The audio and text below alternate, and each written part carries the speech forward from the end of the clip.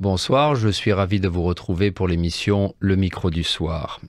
Suite à la victoire de Nicu Jordan au second tour de l'élection présidentielle célébrée dimanche dernier, nous avons voulu inviter une nouvelle fois une politologue, Raluca Alexandrescu, maîtresse de conférence à la faculté de sciences politiques de l'université de Bucarest, pour décrypter ce qu'il s'est passé et surtout ce qu'il pourrait advenir. Pour rappel, Nicu Jordan l'a emporté sur son adversaire souverainiste George Simeon avec 53,06% des suffrages contre 46,40% pour Simeon et une participation de plus de 64%, alors qu'elle ne fut que de 53% lors du premier tour. Raluca Alexandrescu, bonsoir. Bonsoir. Merci d'être une nouvelle fois au micro du Micro du Soir. Ça faisait un petit moment qu'on n'avait pas discuté. Si l'on observe l'ensemble du processus électoral qui vient de s'achever, tant pour les législatives que pour la présidentielle, et ce depuis la fin de l'année dernière, on a le sentiment, enfin j'ai le sentiment, et vous me direz si c'est la même lecture que vous avez, que d'un côté, il y a eu un certain assainissement de la scène politique roumaine, et de l'autre, l'installation, comment l'appeler, solide peut-être, d'un courant extrémiste, tant au Parlement qu'au sein de la société. Est-ce que c'est également votre lecture? Quelles sont les nuances que vous y apporteriez? Premièrement, bonsoir de nouveau et merci de m'avoir invité. Je pense que vous êtes un peu plus optimiste que je le suis. Je pourrais pas dire en fait qu'aujourd'hui on est devant une société ou une classe politique plutôt assainie. Et en fait, je prends ça dans l'ordre. Au mois de novembre-décembre, on a eu, théoriquement, on aurait dû avoir 3 tours d'élection. Bon, 2 pour la présidentielle et une fête sandwich, en fait, entre les 2 tours qui a été dédiée aux parlementaires. Et donc, je pense que une première cause pour laquelle on n'a pas aujourd'hui un mouvement d'assainissement qui soit en route, c'est parce que on a un Parlement qui est résulté de ce choix consciemment fait par les partis politiques qui ont organisé les élections, qui ont décidé du calendrier des élections il y a 1 an déjà, 1 an et demi presque, et qui ont en fait consciemment, je répète, mis les législatifs entre les 2 tours des présidentielles. Parce qu'ils sont en fait misés sur cet effet de locomotive du candidat qui aurait en fait pu passer au premier tour et duquel il pensait en fait que ce serait soit l'un soit l'autre des candidats de la coalition de gouvernement. Les calculs étaient assez cyniques et en fait c'était des calculs qui sont mal vus par la population de pire en pire, je dirais. Entre parenthèses soit dit, c'est le résultat des présidentielles aujourd'hui qui nous disent qu'ils en ont marre.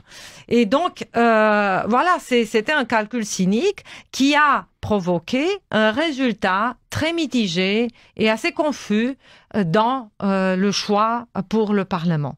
C'est le résultat de ce choix qui a porté au Parlement 3 formations politiques extrémistes ou de toute façon dites souverainistes.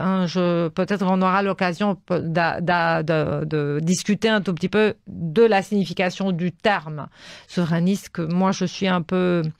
je suis pas très convaincue de l'emploi, bon emploi de ce terme. Donc 3 partis d'extrême extrémistes, mettons ça comme ça, parce que j'hésite aussi pour les qualifier d'extrême droite ou de... Il y a un peu de tout là-dedans. Et qui aujourd'hui pose de problèmes, même si hier on a vu, avant-hier en fait, on a vu que il y avait une sorte de débâcle dans le camp du POT, le parti d'O'Loamen Lortinek, le parti des jeunes, qui n'a plus de députés au Parlement, qui a perdu son groupe parlementaire au Sénat parce qu'il y a eu des défections Bien sûr, suite au résultat des présidentielles. Donc, je reprends. Un assainissement, c'est difficile parce que on a ce Parlement qui est le résultat d'un choix politique cynique, d'un choix politique fait par des calculs qui n'ont rien à voir avec l'intérêt public et qui a tout à voir avec les intérêts des partis et les arrangements entre ces partis. Et ensuite, on a ce Parlement qui, même si on voit aujourd'hui qu'il se défait un peu, qu'il refait des alliances et des groupes parlementaires, c'est toujours sur une base malsaine que ces calculs sont faits. Parce que, en fait, eux, ils disent, c'est ceux qui ont donné leur démission de ce parti-là. De ce parti-là. Les jeunes, parti des jeunes. Pardon, oui. Qui a comme présidente une politicienne qui a fait la campagne pour le candidat qui a perdu les élections, c'est-à-dire Giorgia Simeone, et qui est aussi la protégée, pour citer en fait une formule qui a été utilisée, c'est pas la mienne, une protégée de l'ancien candidat Călin Georgescu, qui a été en fait banni de l'élection de ce mois de mai dernier. Donc voilà, et donc toutes ces défections ne font que confirmer un instinct politique des parlementaires qui est celui de fuir en fait le bâton en train de couler. Mais c'est pas pour l'intérêt public, c'est pour leur propre intérêt. Ouais, non, vous avez bien fait de me reprendre. En fait, s'il ne s'agit pas d'un assainissement, malgré tout, est-ce que vous n'avez pas la sensation que la structure traditionnelle de la coalition au pouvoir, PCD, PNL, elle a vraiment pris du plomb dans l'aile et quelque part, l'électorat avait envie de ça, avait envie de lancer un pavé dans la mare et pour le coup, c'est vrai que là, on est dans un processus de nouvelle collaboration entre les partis politiques. C'est en ce sens-là que peut-être ces élections toutes confondues, même si c'est un petit peu aléatoire de dire ça, permettent une redéfinition, un nouveau schéma pour l'avenir. Écoutez, ce qui s'est passé en fait lors des dernières élections présidentielles est tout à fait extraordinaire. Donc je dirais pas que je suis pas tout à fait frappée par la mobilisation, surtout citoyenne, parce que tout à l'heure on parlait de classe politique, mais pour la mobilisation citoyenne, je suis un peu plus optimiste que je l'étais il y a 3 semaines, par exemple. Si on s'était parlé il y a 3 semaines, moi j'étais un peu pessimiste.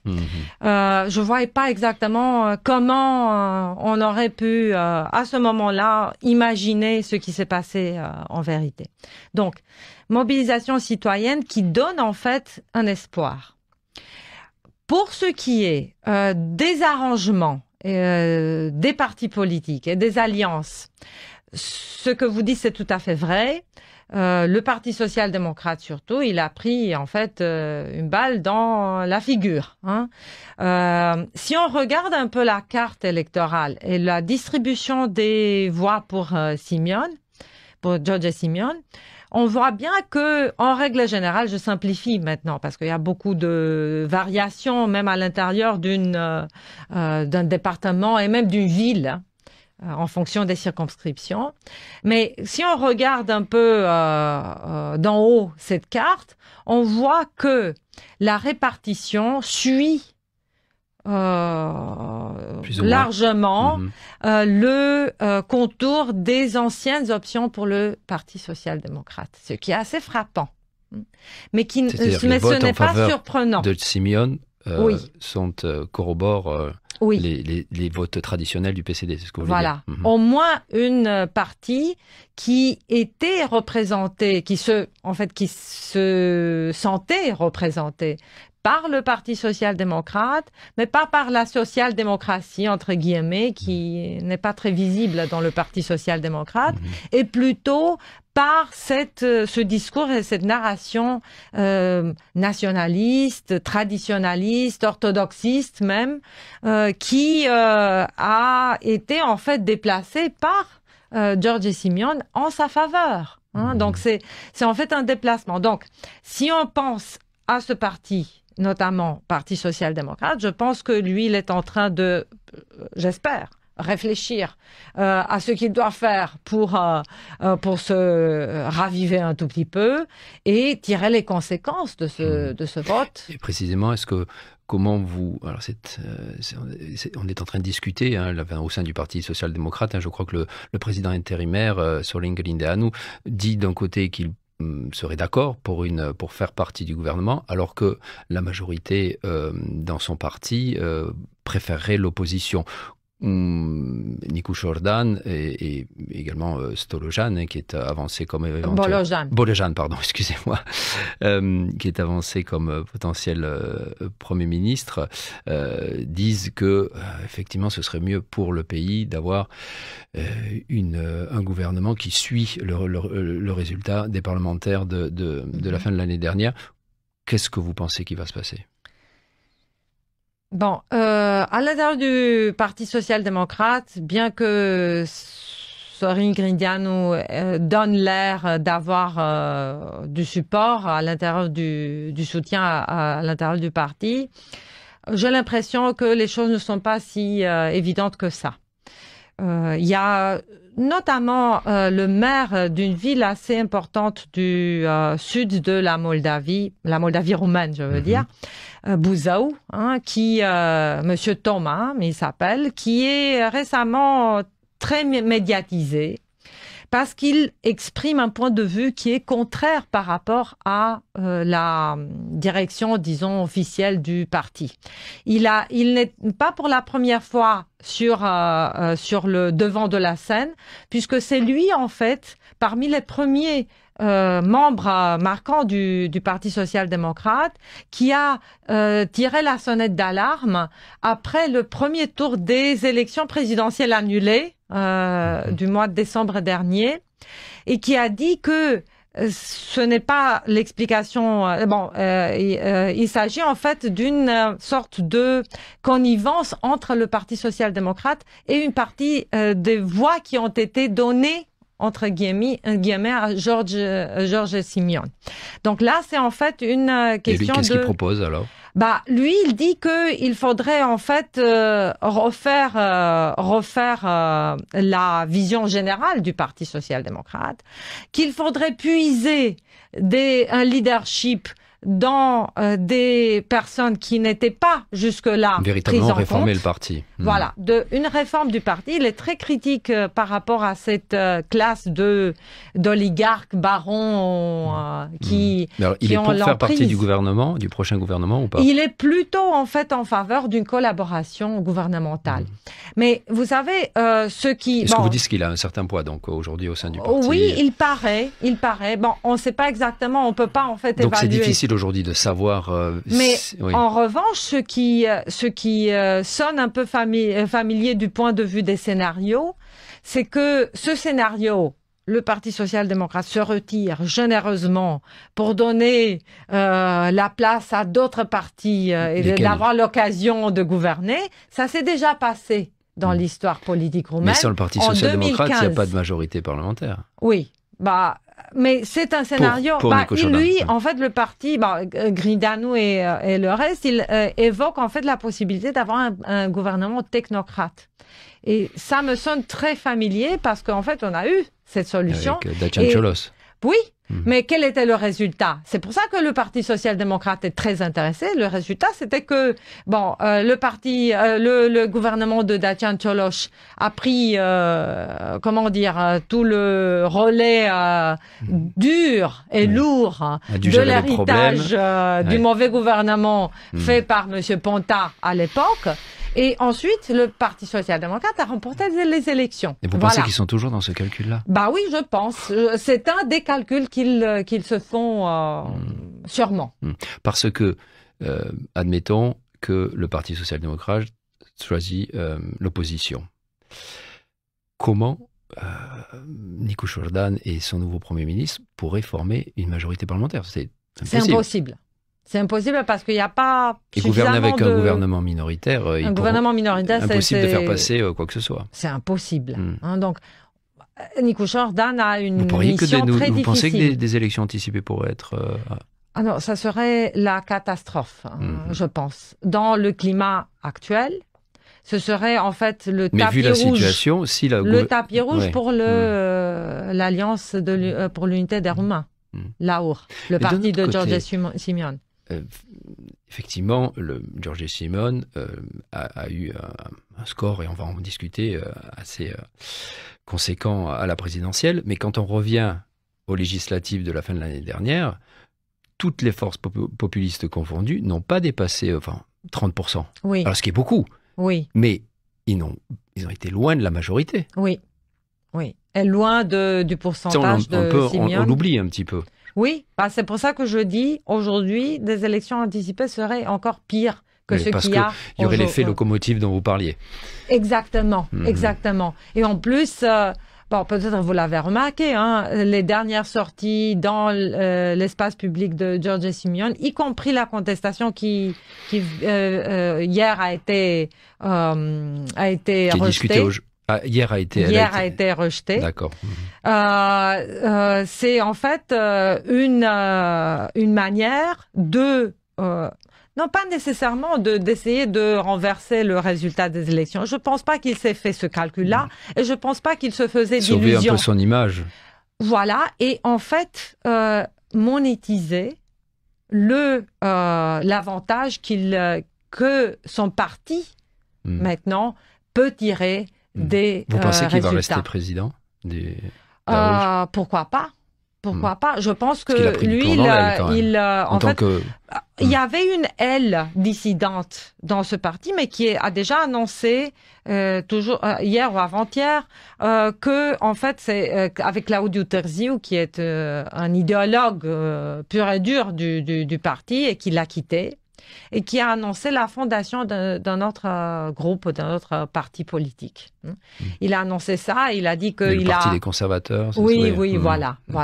Donc là, dans le parti actuellement, je pense pas qu'il y ait une autre forme d'opposition. Et je pense que Simion... Călin Georgescu pourrait... Oui, mais je pense pas qu'il... Călin Georgescu, c'est un personnage qui comment dire, vit assez mal dans l'air libre et frais de la confrontation politique. Lui, il est un personnage qui préfère donner ses avis un peu élucubrants, je me permets de le dire en politologue, depuis son bureau ou son appartement. Qui n'aime pas du tout, en fait, le contact, même avec les foules qu'il attire. On peut très bien étudier, en fait, sa manière d'interagir avec le public. Lors de ces sorties, je ne sais pas, pour le vote dimanche dernier, voilà, on voit très bien que même à ce niveau-là, il est mal à l'aise, il est toujours entouré par des bodyguards, voilà, donc ce n'est pas quelqu'un qui aime vraiment l'exposition médiatique, publique, qu'entraîne une telle fonction publique. Raluca Alexandrescu, évidemment, ce nouveau président, Nicu Jordan, est attendu au tournant, mais pour l'instant, il suscite énormément d'espoir. Ses tâches sont néanmoins immenses et je voudrais rappeler, et vous me direz si c'est une bonne chose de le rappeler, mais et je trouve qu'on l'a pas suffisamment lu, entendu, que la Roumanie est surtout un parlementaire. Oui, semi-présidentiel, semi-parlementaire. Semi-présidentiel, semi-parlementaire. C'est semi, de toute façon. Quand on regarde un petit peu entre les lignes, ce que dit non pas entre les lignes, pourquoi entre les lignes, mais la Constitution, c'est le Premier ministre et son gouvernement qui ont véritablement les manettes du pouvoir. En tout cas, concernant les principales thématiques nationales, l'économie, les affaires sociales, etc. Et une fois le Premier ministre désigné, ça c'est une prérogative du président, c'est vrai, après son élection, que peut faire un président roumain? Il a la main sur la politique étrangère et encore, les traités internationaux doivent être ratifiés par le Parlement. Mais quand on dit qu'il a la main sur...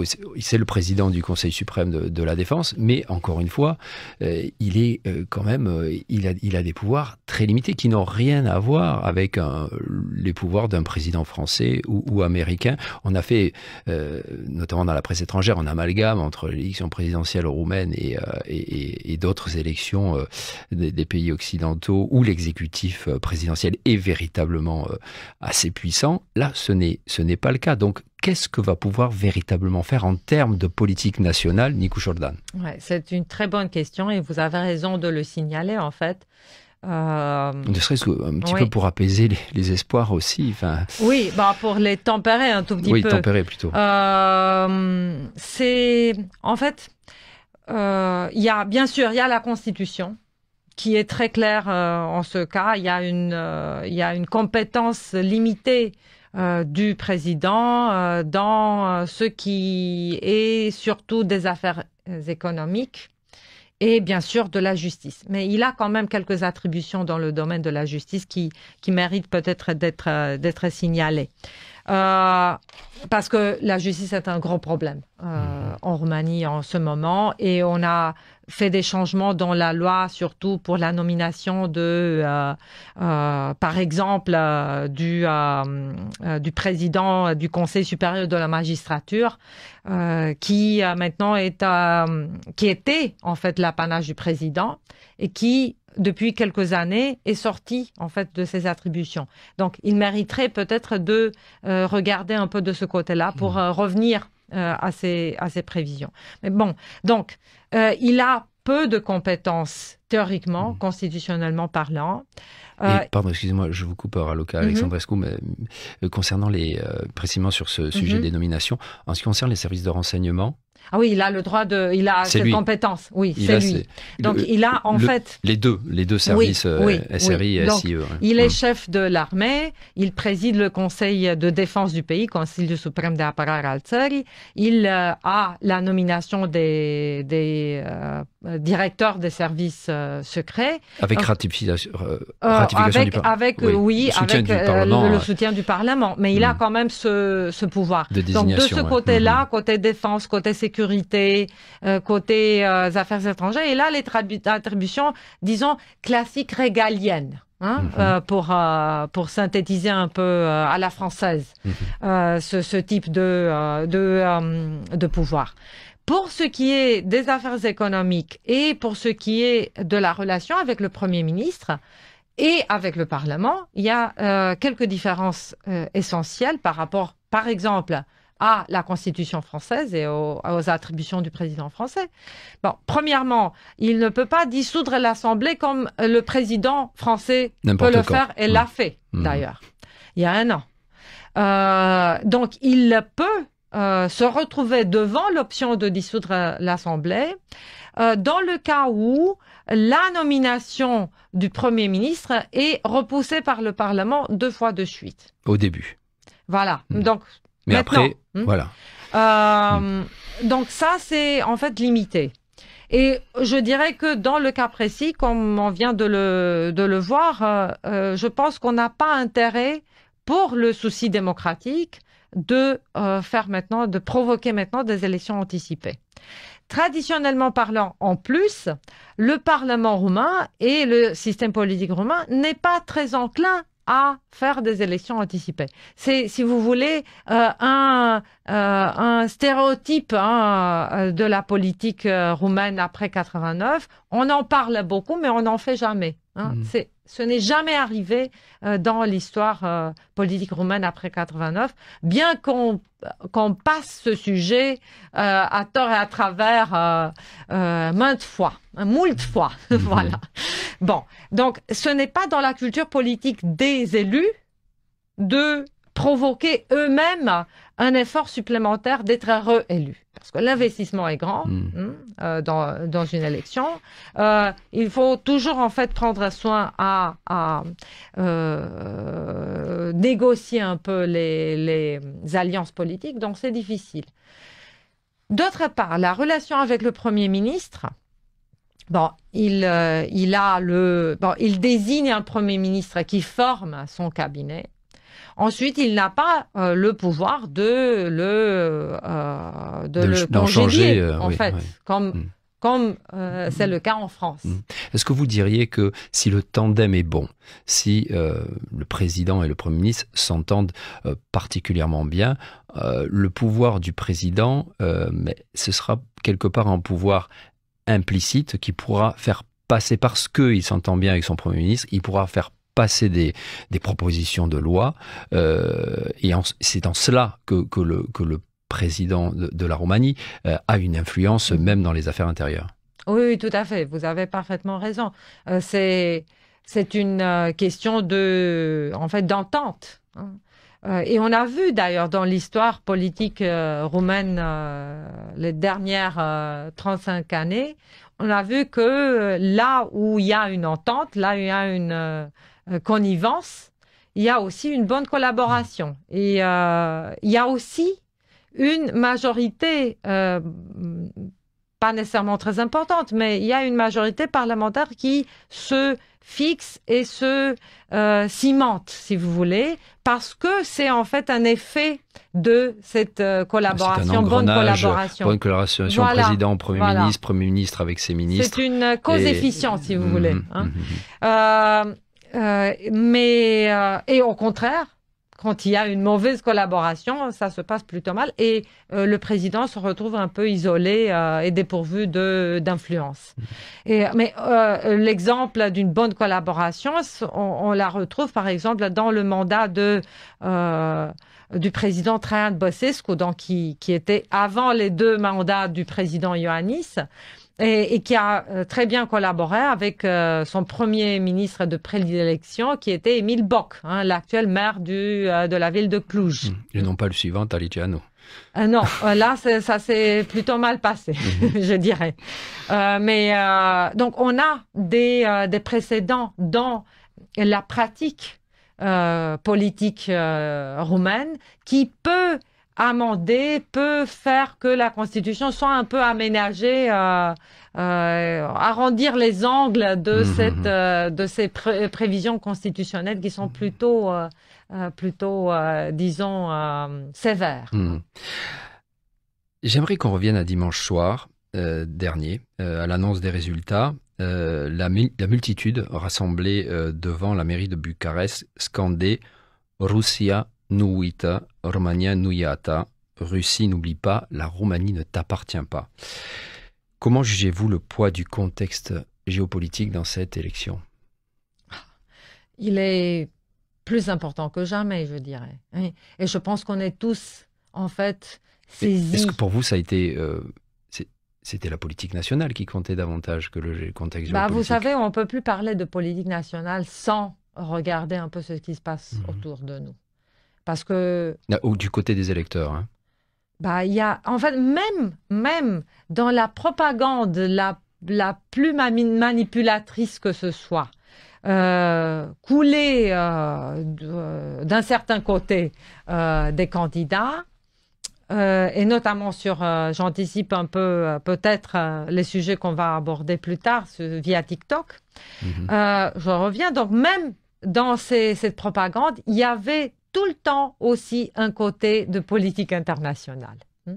Bon, c'est peut-être très prétentieux de dire ça, mais en fait, il y a eu toujours en fait des sujets qui n'envisagent pas uniquement des sujets de politique nationale. Pourquoi? Il y a plusieurs raisons. Premièrement, c'est que objectivement parlant, on vit dans une région, et j'oserais dire dans un monde qui ne peut plus être envisagé uniquement du point de vue strictement local ou régional ou même national. On ne peut plus faire ça. Et on peut de moins en moins, je dirais, le faire, même si en fait, les adversaires de la globalisation ne font que dire qu'il faut arrêter la globalisation. Mais je pense que ça, c'est l'effet paradoxal de cette propagande anti-globaliste, anti-mondialisation, de voir en fait s'accentuer les problèmes globalisés. Et il suffit d'envisager un peu la politique de l'administration Trump envers les problématiques de politique interne des États membres de l'Union européenne, notamment la Roumanie. Donc, ça, c'est une question objective. Et n'en parlons plus de la guerre qui est à nos frontières. Voilà, donc ça, c'est une question. L'autre question, c'est que la propagande russe et récemment, hélas, américaine, trumpiste, ne mettons pas l'américaine, mais plutôt trumpiste, vise explicitement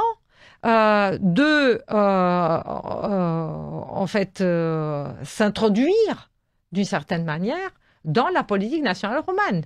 Donc, même si on ne veut pas le faire, on est obligé de regarder ailleurs aussi, parce que il y a des influences c'est les réalités directes.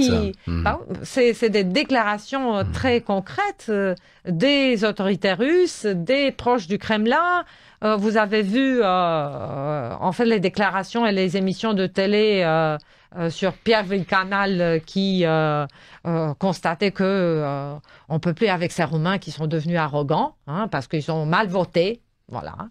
De ce côté, de l'autre côté de l'océan, un certain Musk qui, même s'il n'est plus dans une odeur de sainteté nécessairement avec l'administration Trump, est quand même un porteur de discours et qui déclare ouvertement son mécontentement par rapport au choix des Roumains. Voilà.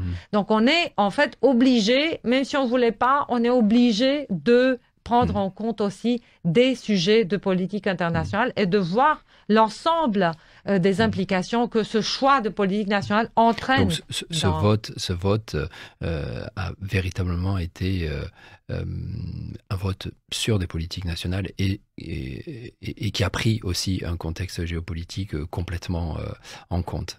Oui, alors, tout à fait. Précisément, revenons sur, vous l'indiquiez, la problématique TikTok, mais disons des réseaux sociaux de façon générale.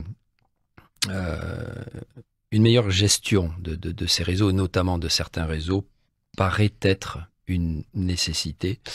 Je m'aventure à dire ça, non seulement suite à la campagne de Călin Georgescu, mais de façon générale. Comme dans la vraie vie, les voies rapides de l'Internet ont besoin de panneaux de signalisation afin d'éviter les accidents. Alors ça, c'est pas de moi, c'est Thierry Breton, qui est l'ancien commissaire aux télécommunications de la Commission européenne, qui faisait ce parallèle qui me paraît aujourd'hui tout à fait correct.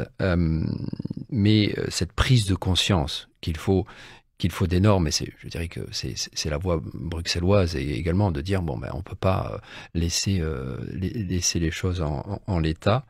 Cette prise de conscience, notamment dans les pays de l'Est où il y a une certaine fascination, comme partout ailleurs, mais quand même pour tout ce qui est nouvelle technologie et on s'adapte et on utilise sans garde-fou tout ce qui nous vient.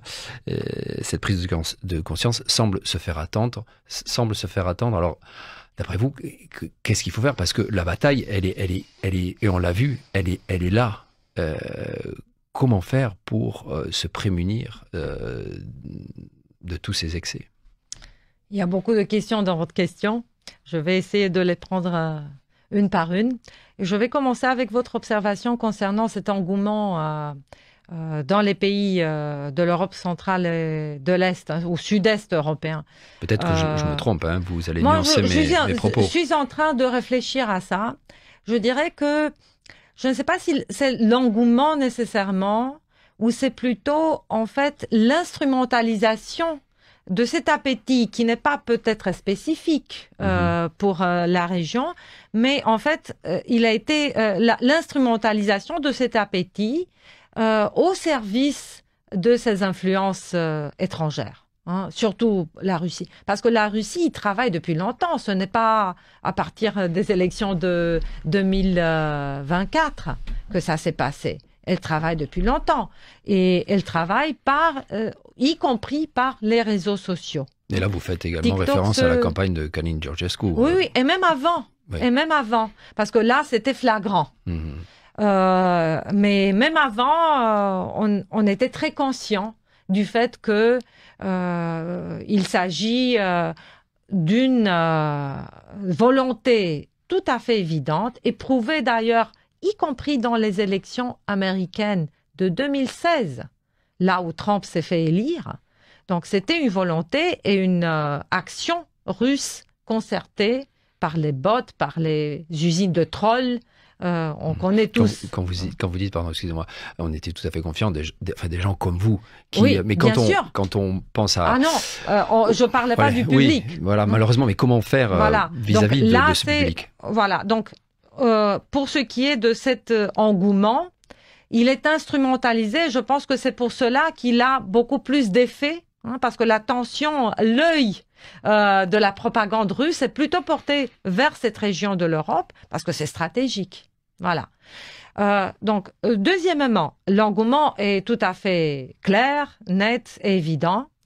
Et surtout, ça a à faire aussi avec un manque de réglementation, surtout au niveau, je dirais, avant d'arriver à Bruxelles, on a un problème de gestion de cette utilisation irréfléchie de la technologie dans notre système éducatif, je dirais même.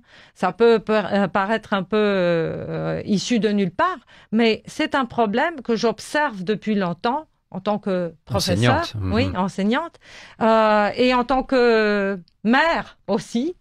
Il y a une utilisation irréfléchie et malsaine des smartphones depuis un très jeune âge. Et je vois avec beaucoup d'envie les initiatives qui sont celles de la France, par exemple, ou n'en parlons plus de l'Australie, qui a interdit en fait à partir... Des pays nordiques européens, oui. Voilà, donc on pratique une interdiction des smartphones dans les écoles, et c'est pas ce qui se fait, se pratique dans les écoles roumaines. C'est la catastrophe. Je dis ça sans aucune réserve.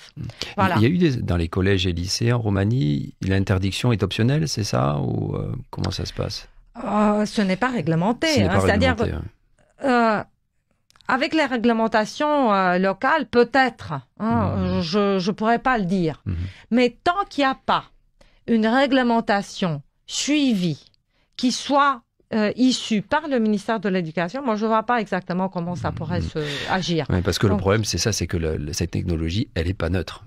Il faut elle dire clairement que les algorithmes, ils sont créés et pensés pour générer du clic et donc de l'argent. Ça, c'est quelque chose qu'il faudrait davantage Et pour revenir exprimer. Maintenant au deuxième volet de votre question, au troisième en fait, la réglementation à Bruxelles.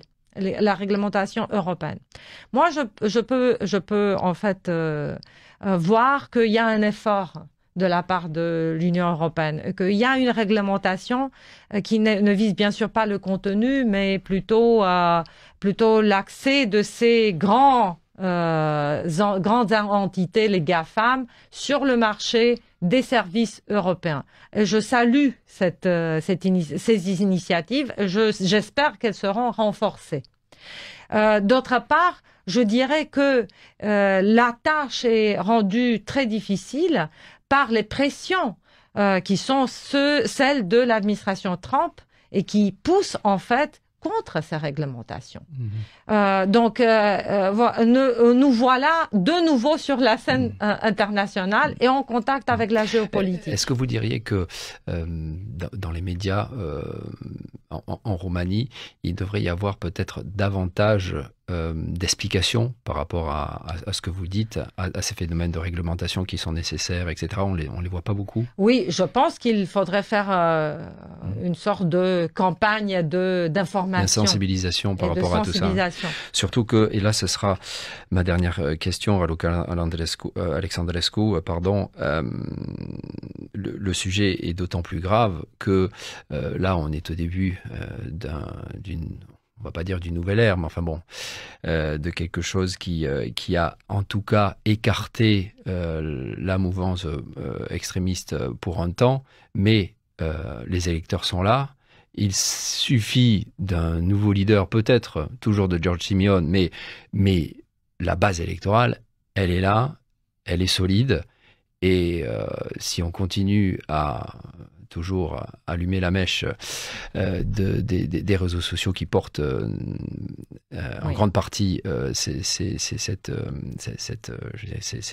électeurs, eh bien, on est face à de nouveaux problèmes à l'avenir. Donc, c'est un électorat très important. C'est 5 millions et quelques de votes pour Simeone. C'est pour cela que, d'ailleurs, mon enthousiasme est toujours tempéré.